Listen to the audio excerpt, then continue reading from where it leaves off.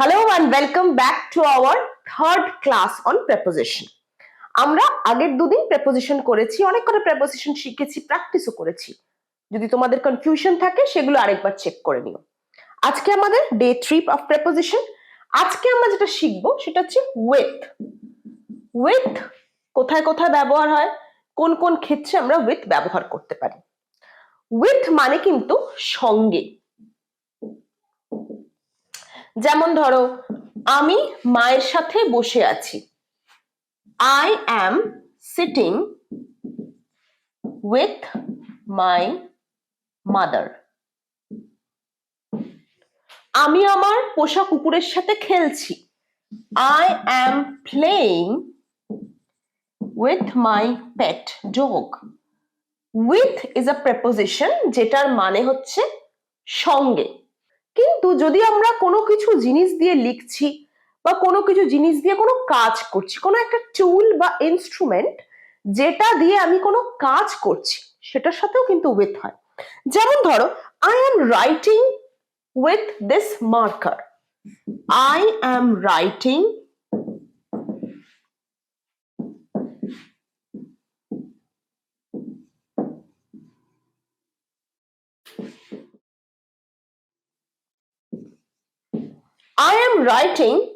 এখানে বলো তো, আগের দুটো ক্লাস যারা করেছো তারা কিন্তু বুঝতে পারবে।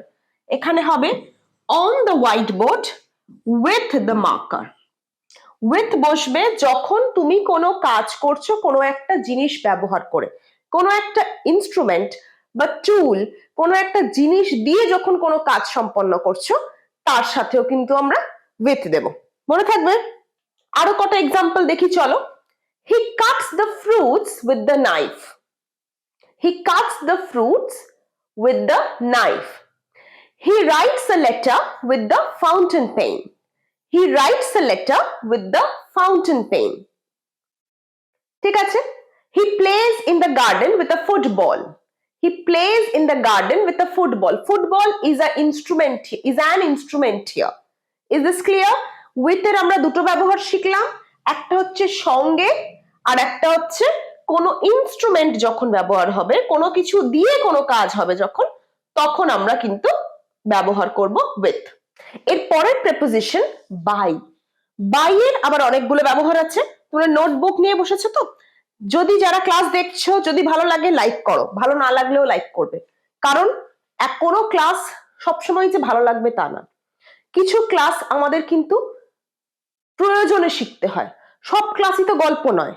সব সময় যদি পড়াশোনাটা হাসির ছলে আর মজার ছলে হতো, তাহলে লোকে সবাই পড়াশোনা করতো, কারোর পড়াশোনা করতে এত কষ্ট হতো না, বা পড়াশোনাটা এত পরিশ্রমদায়ক হতো না। কিছু কিছু জিনিস আমাদের না চাইলেও পড়তে হয়, প্রেপোজিশন সেরকমই একটা, কারণ এখানে কিছু জিনিস মুখস্থ করতে হয়, মাথা খাটিয়ে ব্যবহার করতে হয়। কিন্তু হ্যাঁ, সবকিছুর মতোই যদি প্র্যাকটিস করো তাহলেই কিন্তু তোমরা এটা একদম ইজি লাগবে। ম্যাথামেটিক্স যেমন, অঙ্কের কি সব জিনিস মজার? সব জিনিস কি আমরা আনন্দ করে শিখি? কিছু জিনিস তো জোর করেও আমাদের শিখতে হয়। কিন্তু হ্যাঁ, প্র্যাকটিস যদি সেটাও করো তাহলেই কিন্তু সেটা জলের মতো সোজা হয়ে যায়। প্রেপোজিশনও তাই। প্রেপোজিশনে মনে হবে অনেক কনফিউশন হচ্ছে, কিন্তু তোমরা যদি মনে করো, একটা কথা আছে জানো তো, what you think you become. তুমি যেটা ভাববে সেটাই হবে। If you think that you are successful in learning English, তোমার যদি মনে হয় যে আমি সাকসেসফুল হব, তাহলে তুমি হবে। আর যদি মনে হয় যে না আমি তো পারবো না, কত শক্ত, then you will be a failure, তাহলে তোমরা ফেলিয়ারই হবে। তাই নিজেকে ভাবতে হবে যে আমি সাকসেসফুল, ভাবতে হবে যে তুমি শিখে গেছো, কনফিডেন্সটাই সেখান থেকে আসবে। প্রেপোজিশন কিন্তু সেরকমই একটা, একটু পরিশ্রম করতে হবে, মুখস্থ করতে হবে রুলস গুলো, যাতে মনে থাকে। বাই এর প্রথম ব্যবহার হচ্ছে মানুষের দ্বারা কাজ। মানুষের দ্বারা কাজ, কাজটা আমার দ্বারা হয়েছে। The work is done by me. The work is done by me. ফলটা আমার ভাইয়ের দ্বারা কাটা হয়েছে। একটু আগে বলছিলাম যে he cuts fruits with a knife, তাহলে কাজটা আমার ভাইয়ের দ্বারা হয়েছে, ফল কাটাটা আমার ভাইয়ের দ্বারা হয়েছে, কি বলবো? The fruits were cut by my brother. The fruits were cut by my brother. The meal was cooked by my mother. The meal was cooked by my mother. তাহলে মানুষের দ্বারা যখন কাজ হচ্ছে সেই সমস্ত ক্ষেত্রে আমরা by এর ইউজ করছি। ক্লিয়ার? by এর সেকেন্ড যে ব্যবহারটা আমরা শিখবো সেটা হচ্ছে আশেপাশে বোঝাতে। আশেপাশে কেমন একটু জিনিস বোঝাই। ধরো আমি আশেপাশেই আছি, বা আমার বোন আমার আশেপাশেই আছে। My sister is standing by me.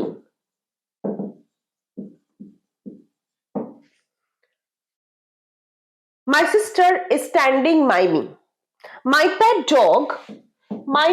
dog sleeps by me. এটার মানে হচ্ছে আমার পাশে শোয়, আমার আশেপাশে শোয়, আমার আশেপাশে শোয়। ক্লিয়ার? এবার ধরো আমি বললাম সময়ের আশপাশ বোঝাতে, আমি 9টার আশপাশ বাড়ি ঢুকবো। I will return home by 9 p.m. I will return home by 9 p.m. He will come to the office by 10 a.m.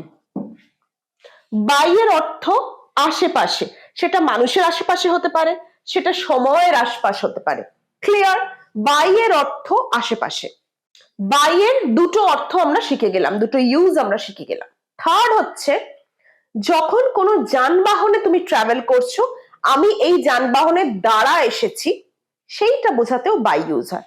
যেমন ধরো আমি বাসে করে এসেছি, এইটা হচ্ছে I have come here by bus. I have come here by bus. My son goes to school by train. My son goes to school by train. I have come here by bus. কোনো যানবাহনের দ্বারা, এটা হচ্ছে যানবাহনের দ্বারা বোঝাতে।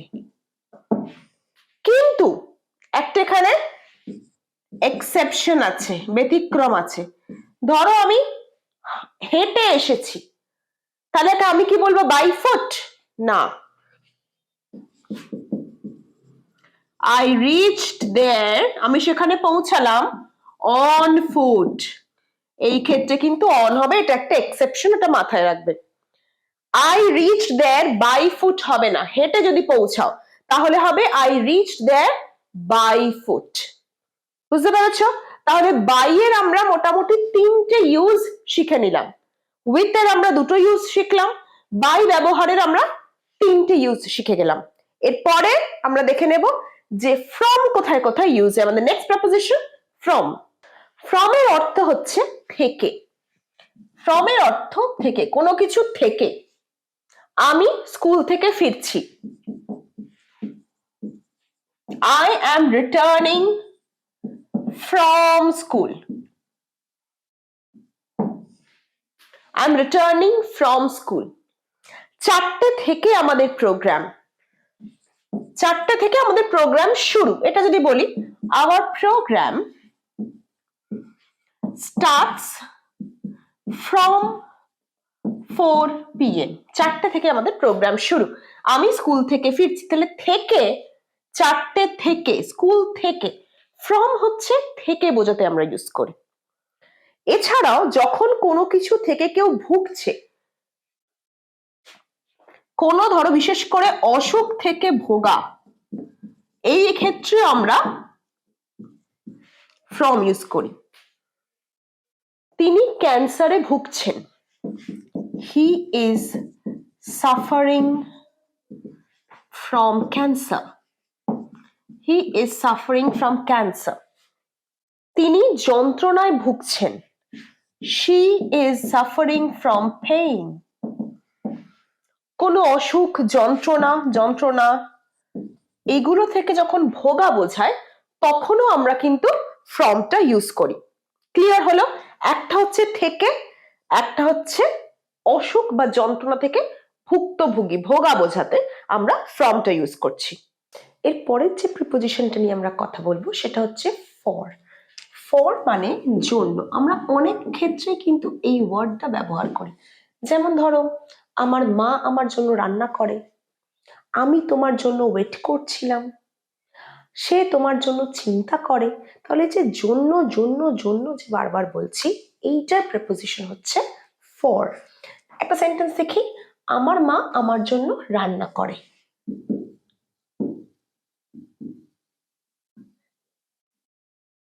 My mother cooks for me. My mother cooks for me. আমার মা আমার জন্য রান্না করে।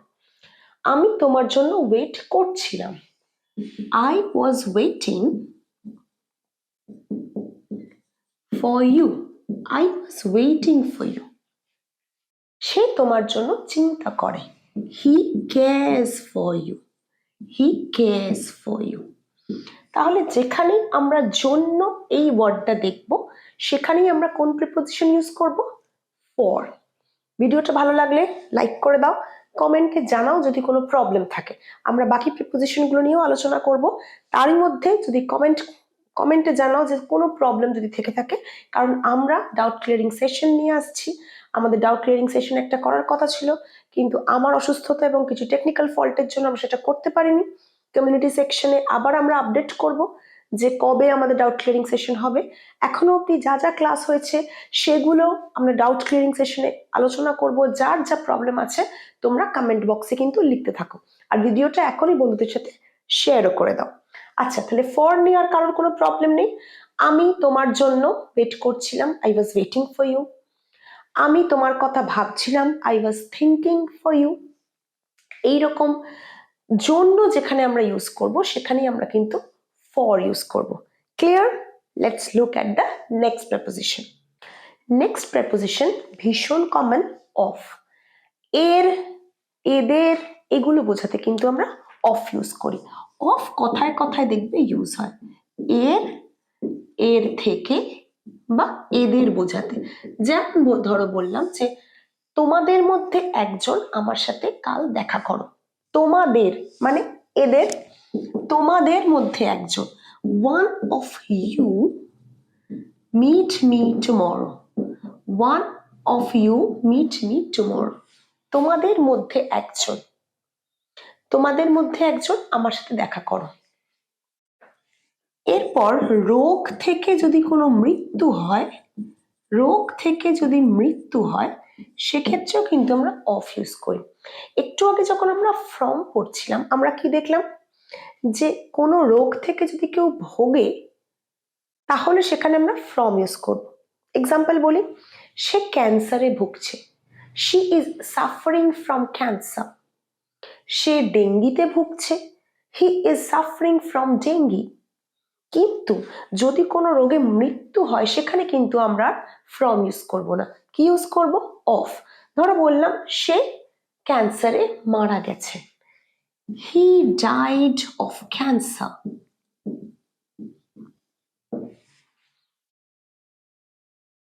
আমার কাকিমা ম্যালেরিয়াতে মারা গেছেন।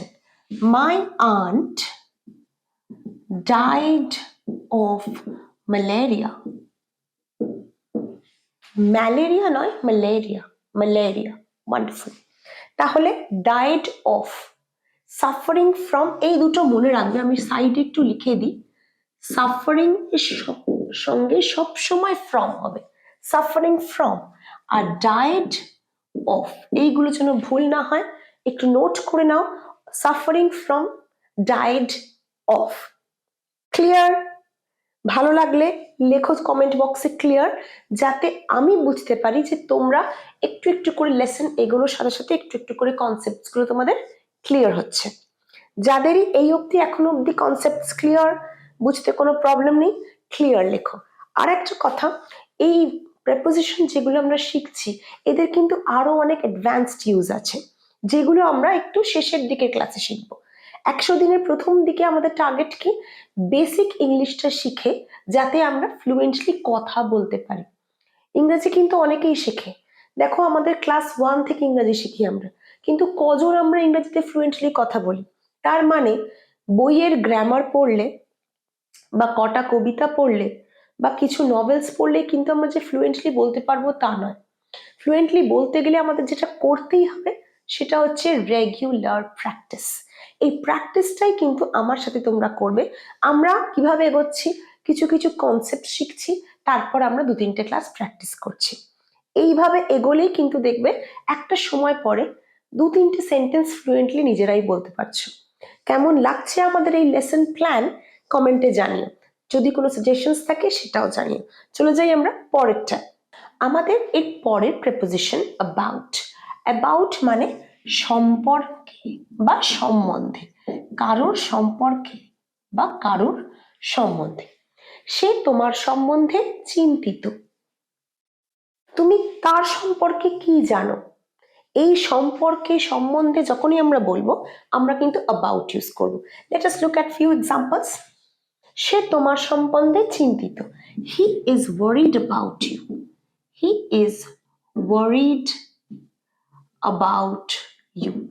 আচ্ছা, ওয়ারিড না বলে বলতে পারো টেন্সড। টেন্সড যখনই একটা ওয়ার্ড শিখছো তার সাথে চেষ্টা করবে কিছু আরো ওয়ার্ড শিখতে, ভোক্যাবুলারি স্ট্রং হবে। তবেই তো প্রত্যেকবার ওয়ারিড বললে বোরিং শুনতে লাগবে, লোকে ভাববে এ বাবা এই ছেলেটার বা মেয়েটার মনে ওয়ার্ড স্টক নেই বেশি। দুটো একটা নতুন ওয়ার্ড শেখো। Tensed, he is tensed about you, he is concerned about you. দেখো আমরা কত নতুন ওয়ার্ড শিখছি। সে তোমার সম্বন্ধে চিন্তিত, he is worried about you, he is tensed about you, he is concerned about you. এবার যদি বলি তুমি তার সম্পর্কে কি জানো, what do you know about him? What do you know about him? তুমি তার সম্পর্কে কি জানো? আমি আমার ছোটবেলার সম্বন্ধে বলতে চাই, আমি আমার ছোটবেলার সম্বন্ধে বলতে চাই। I want to tell about my childhood. I want to tell about my childhood. সম্বন্ধে সম্পর্কে আমরা কি ইউজ করব? about. ক্লিয়ার? আজকের ভিডিওতে আমাদের লাস্ট যে প্রেপোজিশন সেটা হচ্ছে against. against মানে কিন্তু বিপরীতে বা বিরুদ্ধে, কারোর বিপরীতে দাঁড়ানো বা বিরুদ্ধে দাঁড়ানো। যদি আমি বলি যে সে তোমার বিরুদ্ধে লড়াই করছে, সে তোমার বিরুদ্ধে লড়াই করছে, he is fighting against you.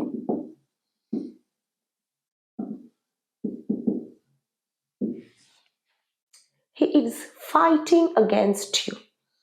তারা দারিদ্রতার বিরুদ্ধে লড়াই করছে, they are fighting against poverty. Poverty মানে দারিদ্র। সে তোমার বিরুদ্ধে অভিযোগ করেছে, he has complained against you.